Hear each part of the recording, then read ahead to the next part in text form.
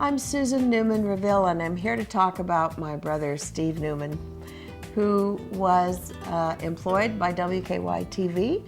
And we are the children of Howard Neumann, one of the pioneers of early television shows in Oklahoma City. Much of our childhood revolved around the WKY family and the people who were part of it. Early on, my brother and I remember one Sunday afternoon, drove around town, Oklahoma City, and the outlying towns, Yukon, Bethany, with my mom and dad. And our job, all four of us, were to count television antennas because WKY wanted an idea of how many people had televisions.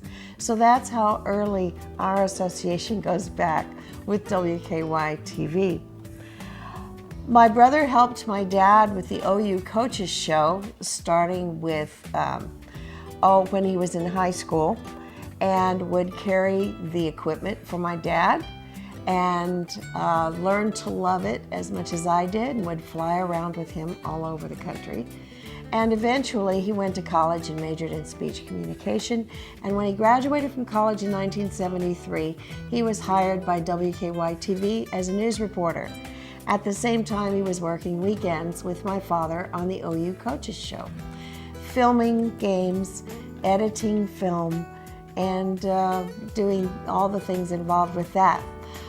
My brother started out actually doing on-air news, but about 1 o'clock in the morning, or if my memory serves, if they weren't televising that late, then his show must have been at midnight. It was the very last newscast of the day, and it was a 15-minute wrap-up.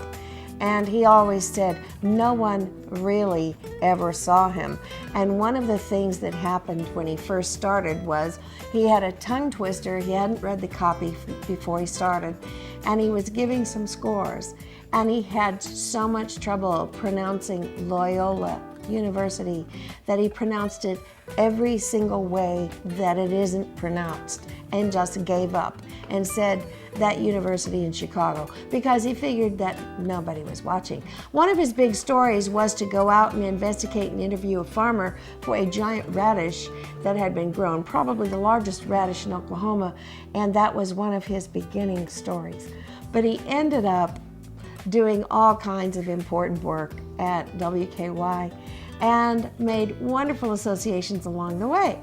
My brother had been roommates in college for a while with Ron Thulin, and Ron Thulin also was hired after my brother at WKY-TV. And I have recently learned that Ron Thulin's audition film was actually shot and edited by my brother Steve. But nonetheless, Ron Thulin got the job and did a good job at WKY, and of course now is a national sportscaster. He also worked with Bob Dodson when Bob Dodson was Special Projects Director at WKY-TV. And in fact, my brother took over that position after Bob Dodson left to go to national television. But I remember one summer when he house sat Bob Dodson's house, and we all thought that was so cool. He also was a roommate of Brad Edwards, whom we loved.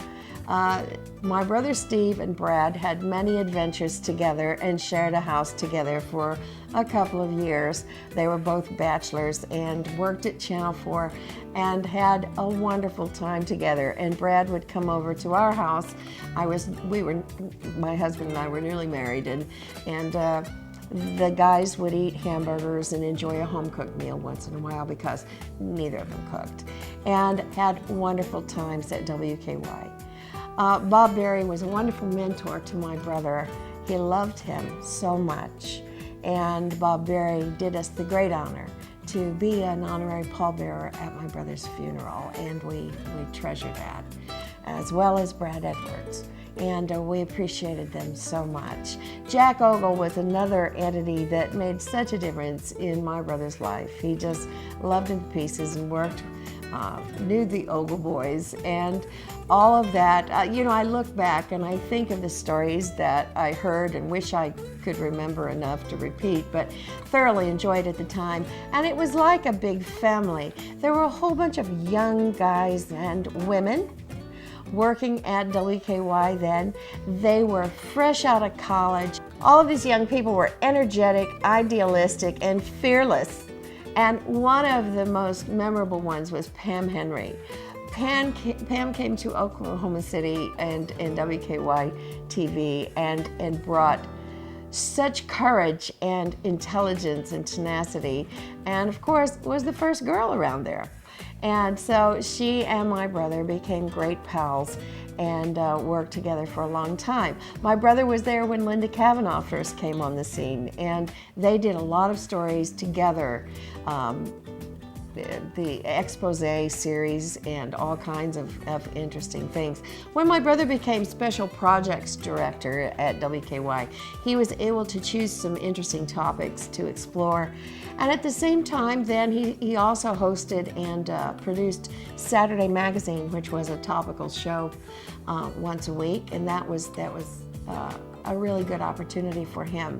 He really enjoyed working behind the scenes more than on air, even though in 1981, when my father retired from hosting the OU Coaches Show with Coach Barry Switzer, and my brother took over as host, and he still enjoyed the behind the scenes more. He enjoyed editing, he enjoyed filming, he loved writing, and he did I'm biased, but he did a really good job at all those things. He also taped the OU Basketball Coaches Show for a number of years at WKY and did that on the side with Billy Tubbs and then Kelvin Sampson. And I remember the sets that they created at Channel 4. My brother went on to spend many years at WKY and enjoy all of his associations. He worked under Ernie Schultz, he worked with Ron Turner, a great friend who was a friend for so many years and still is. And when he left WKY to pursue his own production company, it was with very mixed emotions because all of his early adulthood had been molded and all of his energies had been poured into Channel 4. Never regretted one day of it. Loved it all.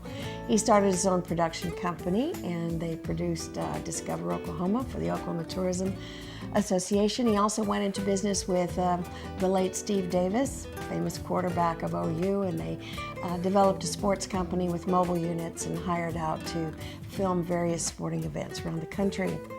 My brother ended up at OU as director of sports broadcasting, and in fact installed the first big electronic screen scoreboard by Daktronics and was the one who put up everything during the games. And after that he went to work for Daktronics briefly and passed away unexpectedly at age 54.